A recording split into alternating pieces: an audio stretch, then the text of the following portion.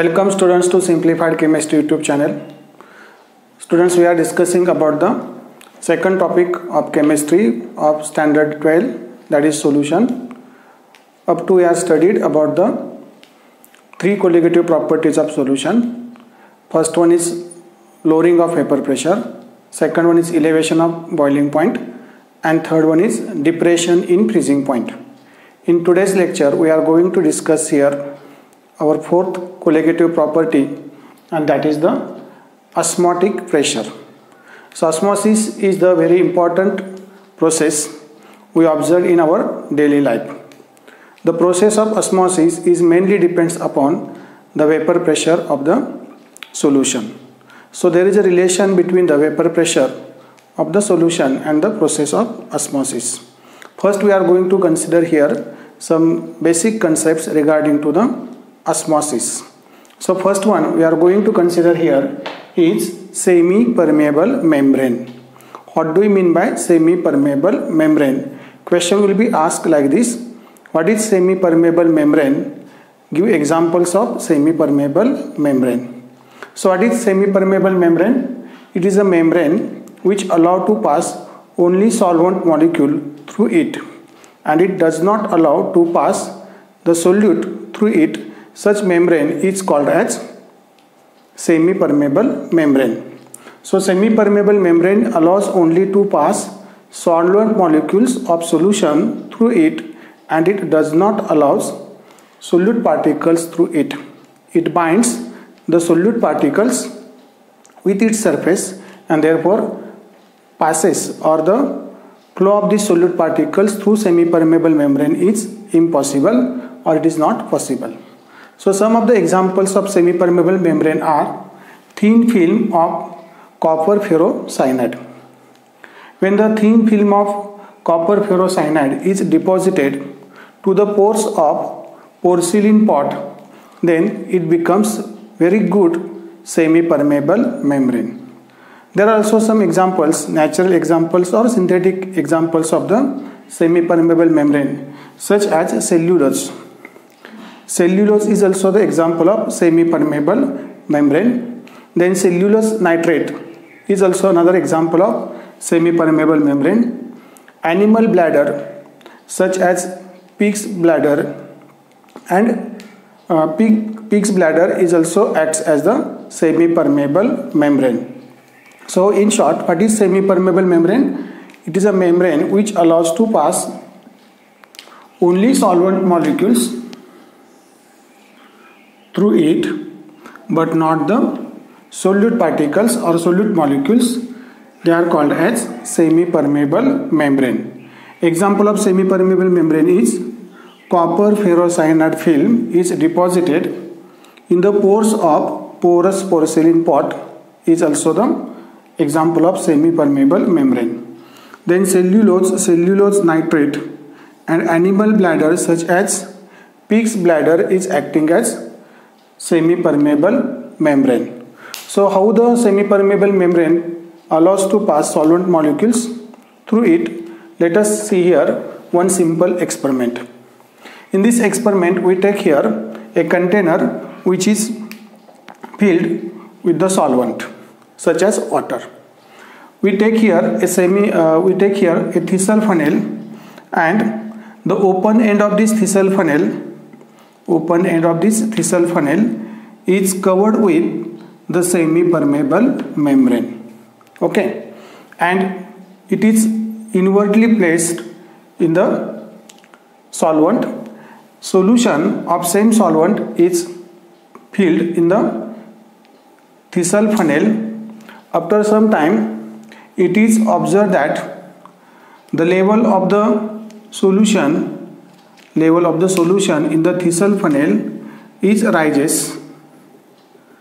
Why the level of this solution rises in the thistle funnel? Obviously, here the solvent particles that are present in the container, they will passes through this semi-permeable membrane in the solution part, and therefore the height of the solution column in the Thissell funnel is increases. That means here in the container we take here only solvent particles and solution is kept in the Thissell funnel. The level of the solution in the Thissell funnel increases because of movement or passing of the solvent particles from this container in the solution, and this migration or flow of solvent particles from solvent to solution takes place here through this semi-permeable membrane, and hence the semi-permeable membrane only allows to pass solvent molecules through it. So this is about the semi-permeable membrane. विद्यार्थी मित्रांनो, या व्हिडिओमध्ये आपण आज अभ्यासणार आहोत चौथी colligative property आणि ती आहे ऑस्मॉटिक प्रेशर. आता ऑस्मॉटिक प्रेशर ही जी प्रॉपर्टी आहे सोल्युशनची, ही त्या सोल्युशनमध्ये असणाऱ्या सॉल्व्हंटच्या किंवा त्या सोल्युशनच्या व्हेपर प्रेशरवरती अवलंबून असणारी प्रॉपर्टी आहे. ऑस्मॉटिक प्रेशर हे काय आहे हे पाहण्यापूर्वी आपण काही बेसिक कन्सेप्ट अभ्यासणार आहोत. त्यापैकी पहिली आहे सेमी परमेबल मेम्ब्रेन. आता सेमी परमेबल मेम्ब्रेन म्हणजे काय?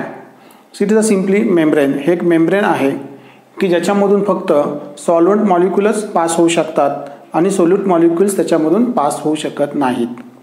त्याला आपण म्हणतो semi permeable membrane.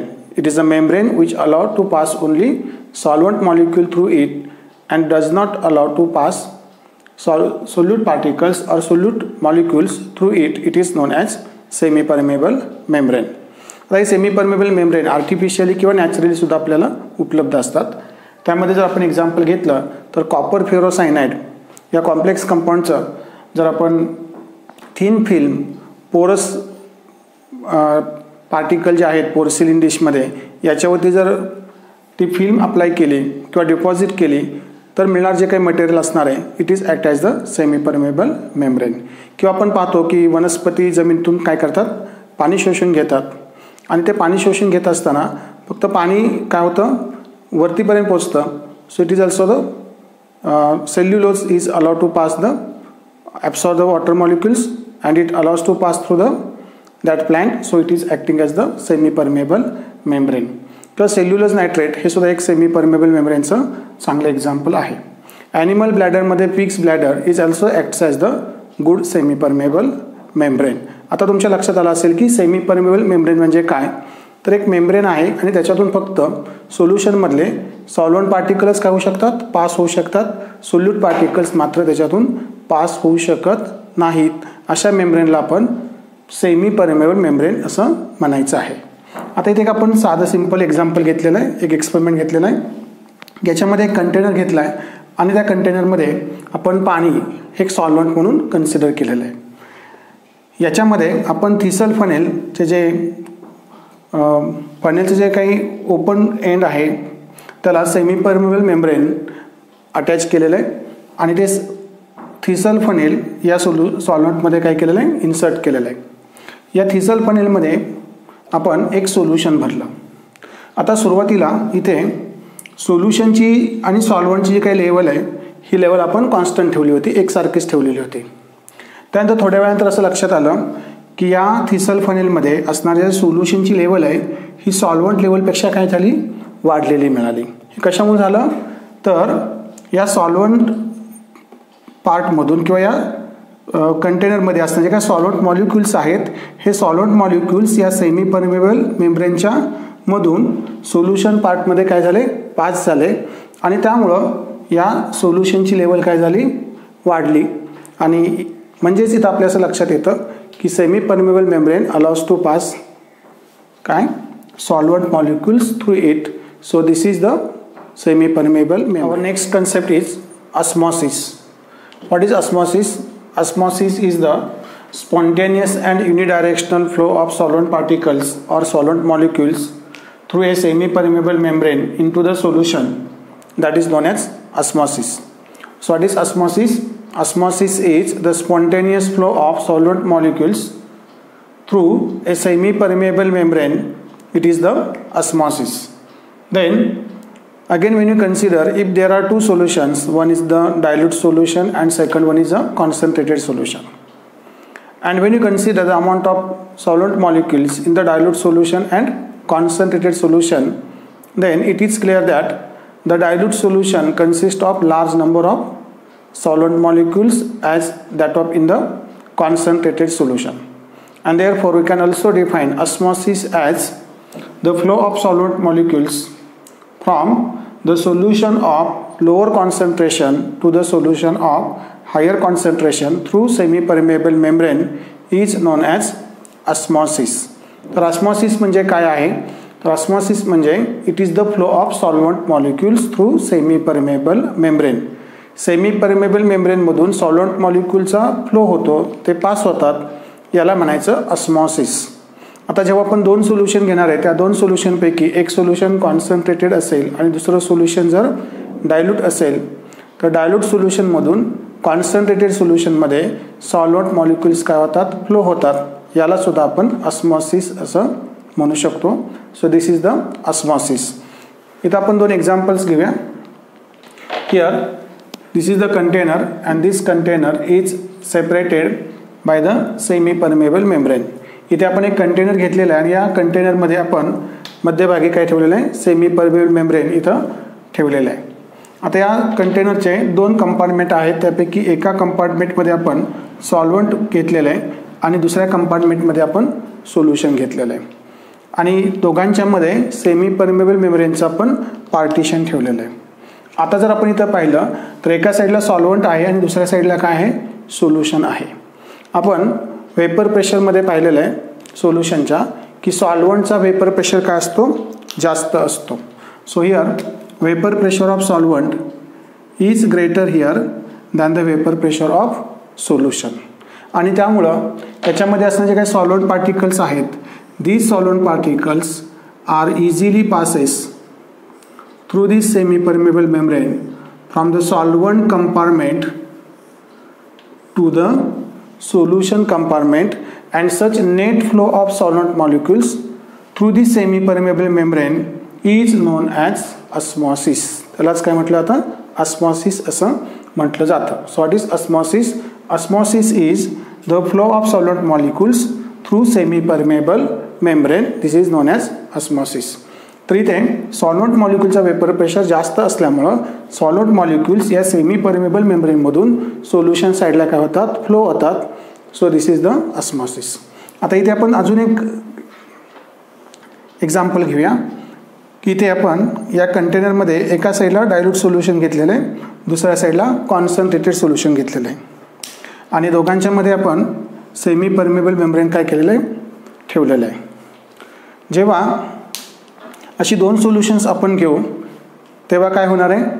Dilute सोल्युशनमध्ये solvent molecules जास्त असणार आहेत आणि इकडे कॉन्सन्ट्रेटेड सोल्युशनमध्ये काय असणार आहे? सॉल्व्हंट मॉलिक्युल्स कमी असणार आहेत as compare to dilute solution. आणि म्हणून जर आपण असं पाहिलं, या डायल्यूट सोल्युशनचा जो वेपर प्रेशर आहे हा इकडच्या वेपर प्रेशरपेक्षा काय असणार आहे? Vapour pressure of dilute solution is greater than vapour pressure of concentrated solution. And therefore here, if these two solutions are contains same solvent, then here also it is observed that there is a flow of solvent molecules takes place through the semi permeable membrane from dilute solution to concentrated solution. So here we can also define osmosis is the flow of solvent molecules through semi-permeable membrane from dilute solution to concentrated solution. So it is also known as osmosis. तर osmosis म्हणजे काय? तर dilute सोल्युशनमधून concentrated सोल्युशनमध्ये flow होणारा सॉल्व्हंटचा होणारा flow कशामधून? तर सेमी परमेबल मेम्ब्रेनमधून. सो सेमी परमेबल मेम्ब्रेनमधून डायल्यूट सोल्युशनमधले सॉल्व्हंट पार्टिकल्स किंवा मॉलिक्युल्स कॉन्सन्ट्रेटेड सोल्युशनमध्ये फ्लो होतात. That is called as osmosis. आणि ऑस्मॉसिस होण्यासाठी काय महत्त्वाचं इथं आहे? तर इथे डायल्यूट सोल्युशनमध्ये किंवा सॉल्व्हंटमध्ये वेपर प्रेशर हा काय असतो? जास्त असतो as compare to solution or concentrated solution. So hence vapour pressure and osmosis they are correlated with each other. The next concept is osmotic pressure. So what do you mean by osmotic pressure? Here again we consider the example of solvent and solution which is separated by the semi-permeable membrane. In osmosis we learn that when solvent and solution are separated by the semi-permeable membrane, then solvent molecules are easily passes through the semi-permeable membrane towards the solution side. Or again when you consider here, if two solutions are separated by the semi-permeable membrane, then solvent molecules from dilute solution are passes through concentrated solution side through the semi-permeable membrane. This is known as osmosis. Suppose here in this experiment, when we apply the external pressure, in the solution compartment, then what happens? If the pressure is applied in the solution compartment, then the flow of solvent molecules from solvent compartment to solution compartment is stopped. So there is no flow of solvent molecules takes place at a certain amount of pressure. Then the process of osmosis will be stopped here. That is the passing of solvent molecules through semi-permeable membrane in the solution is stopped when the external pressure, excess pressure is applied in the solution side, towards the solution side. Such externally applied pressure which stops the process of osmosis, that is the flow of solvent molecules through the semi-permeable membrane, is known as osmotic pressure. अशा प्रेशरला काय म्हटलं जातं? Osmotic pressure असं म्हटलं जातं. आता या एक्सपेरिमेंटमध्ये आपण काय केलं होतं? सोल्युशन आणि सॉल्व्हंट हे दोन सेमी परमेबल मेम्ब्रेनच्या साहाय्याने आपण सेपरेट केलेले होते. जेव्हा इथे एक्सटर्नल प्रेशर अब्सेंट होता तेव्हा सॉल्व्हंट मॉलिक्युल्स सोल्युशन साईडला सेमी परमेबल मेम्ब्रेनच्या थ्रू पास होतात हे आपण पाहिलेलं आहे. पण समजा आपण सोल्युशन साईडला जर एक्सटर्नल प्रेशर अप्लाय केला तर त्या प्रेशरमुळं काय होणार आहे? हे जे सॉल्व्हंट मॉलिक्युल्स आहेत ते सॉल्व्हंट मॉलिक्युल्स एवढे इझिली सॉल्व्हंटकडून सोल्युशनकडे पास होणार नाहीत. बरोबर आहे. समजा आपण प्रेशर आणखी वाढवला तर काय होईल? इथून जो सॉल्व्हंट मॉलिक्युलचा फ्लो होते सेमी परमेबल मेम्ब्रेनच्या थ्रू तो काय होईल? पूर्णपणे स्टॉप होईल. आणि मग असा आपण एक्सटर्नली जो प्रेशर अप्लाय केला सोल्युशन साईडला की ज्याच्यामुळं सॉल्व्हंट मॉलिक्युलचे जे काही मूवमेंट आहे किंवा त्याचं जे पासिंग आहे सेमी परमेबल मेम्ब्रेनच्या मधून ते पासिंग काय झालं? बंद झालं. अशा प्रेशरला म्हणायचं ऑस्मॉटिक प्रेशर. इथे आपण दुसरं एक एक्झाम्पल घेतलेले की एका साईडला आपण डायल्यूट सोल्युशन घेतले आणि एका साईडला आपण कॉन्सन्ट्रेटेड सोल्युशन घेतले. जेव्हा इथं कोणताही एक्सटर्नल प्रेशर सोल्युशन साईडला अप्लाय केलेला नव्हता तेव्हा काय व्हायचं? डायल्यूट सोल्युशनमधून सॉल्व्हंट पार्टिकल्स कॉन्सन्ट्रेटेड सोल्युशनमध्ये काय व्हायचे? पास व्हायचे. पण समजा आता आपण या साईडला इकडे सोल्युशन साईडला काय केलं आहे? प्रेशर अप्लाय केला आहे. बरोबर आहे. पिस्टन इथे ऑपरेट केला आणि पिस्टन जर खाली आपण मूव्ह केला तर या सोल्युशन साईडवरती काय येणार? कॉन्सन्ट्रेटेड सोल्युशन साईडवरती काय येणार आहे? प्रेशर येणार आहे. आणि त्या प्रेशरमुळं या सॉल्व्हंट मॉलिक्युलचं डायल्यूट सोल्युशनमधून कॉन्सन्ट्रेटेड सोल्युशनमध्ये होणार जे काही पासिंग आहे किंवा त्याची जी फ्लो आहे हा फ्लो काय होणार आहे? बंद होणार आहे. आणि मग हा जो आपण एक्सटर्नली अप्लाय केलेला जो प्रेशर आहे कोणत्या साईडला? सोल्युशन साईडला, की ज्याच्यामुळं डायल्यूट सोल्युशनमधून सॉल्व्हंटचं जे फ्लो आहे तो सोल्युशन कॉन्सन्ट्रेटेड सोल्युशन साईडला काय झाला? स्टॉप झाला. That externally applied pressure is non as osmotic pressure. अशा प्रेशरला आपण म्हणतो osmotic pressure. So we define the osmotic pressure. The excess of pressure. What is osmotic pressure? Osmotic pressure is the excess of pressure on the side of solution. इथं आपण solution साईडला excess pressure जो apply केलेला आहे which stop the net flow of solvent. Solvent मॉलिक्युलचा जो काही flow आहे सोल्युशन साईडला होणारा तो काय केला? इथे स्टॉप केला. इथे तो स्टॉप केला हा flow. Such externally applied excess pressure, the excess pressure on the side of solution that stops the net flow of solvent into the solution through semi-permeable membrane is known as osmotic pressure. Exam मध्ये तुम्हाला define osmotic pressure असे एक मार्काला definition विचारली जाऊ शकते. So what is osmotic pressure? The osmotic pressure is defined as the excess of pressure on the side of solution that stops the flow of solvent molecules into the solution through semi-permeable membrane is known as osmotic pressure. आता इथं आपलं लक्षात घेतलं पाहिजे osmotic pressure is not produced by the solution. हा solution स्वतःहून तयार केलेला आहे का? नाही केलेला. ओके, इट एक्झिस्ट वेन, हा कधी तयार होतो? It exist Wien solution is separated. It exists when solution is separated from the solvent by the semi-permeable membrane. म्हणजे सॉल्वंट आणि सोल्युशन जेव्हा परस्परांपासून सेमी परमेबल मेम्ब्रेनद्वारे सेपरेट होतात तेव्हाच हा ऑस्मोटिक प्रेशर काय होतो? त्या ठिकाणी प्रोड्यूस होतो. So this is about the osmotic pressure. आता ऑस्मॉसिसचे काही आपल्या डेली लाईफमधले एक्झाम्पल्स आपण बघूया. आपल्याकडे आंब्याचं लोणचं जेव्हा घातलं जातं तेव्हा कच्चे आंबे काय करतात? चिरून ठेवतात, त्याच्या फोडी करून ठेवतात. आणि तुम्ही पाहिलं असेल की त्या चिरलेल्या आंब्याच्या फोडींना मीठ लावलं जातं. आणि हे मीठ लावल्यामुळं काय होतं तर त्या आंब्यामध्ये असणारं जे काही लिक्विड पार्ट आहे किंवा लिक्विड याच्यामध्ये असणारा जो काही रस आहे तो रस काय होतो त्याच्यातून बाहेर येतो आणि त्या आंब्याच्या फोडी चांगल्या प्रकारे सुकवल्या जातात आणि त्यामुळे ते तयार केलेलं लोणचं काय होतं जास्त दिवस टिकतं किंवा चांगलं राहतं. ही ऑस्मॉसिसची प्रोसेस आहे. दुसरं आपण एक्झाम्पल घेऊया की आपण समजा मार्केटमधून किंवा बाजारातून गाजर वगैरे असे काही वस्तू आणतो आणि त्या जर आपल्याकडून अशाच राहिल्या गेल्या तर 2-3 दिवसांतर काय होतात? त्या सुकतात, बरोबर आहे. आणि 2-3 दिवसांचं सुकल्यानंतर समजा आपण त्याला जर पाण्यामध्ये ठेवलं तर पाण्यामध्ये ठेवल्यानंतर त्याचा जो काही शेप आहे, त्याची काही साईज आहे ही पहिल्यासारखी परत तयार होते. म्हणजे इथं गाजर आपण जेव्हा त्या पाण्यामध्ये ठेवतो तेव्हा पाणी काय घेतलं होतं ना, शोषून घेतलं होतं. So it is also the osmosis. या प्रोसेसला काय म्हणायचं? ऑस्मॉसिस असं म्हणायचं. किंवा वनस्पती जमिनीतून जे पाणी शोषून घेतात ही सुद्धा एक ऑस्मॉसिसची प्रोसेस आहे. अशा वेगवेगळ्या आपल्या डेली लाईफमधल्या प्रोसेस ह्या ऑस्मॉसिसशी रिलेटेड असतात. The next point is definitions of isotonic solution, hypertonic solution and hypotonic solution. When we consider isotonic solutions, if we have given 2 or more solutions and if the osmotic pressure of these solutions are equal or same, then these solutions are considered as isotonic solution. जेव्हा 2 किंवा 2 पेक्षा जास्त सोल्युशनचा osmotic pressure हा same असतो, equal असतो, तेव्हा त्या सोल्युशनला isotonic solution असं म्हणतात.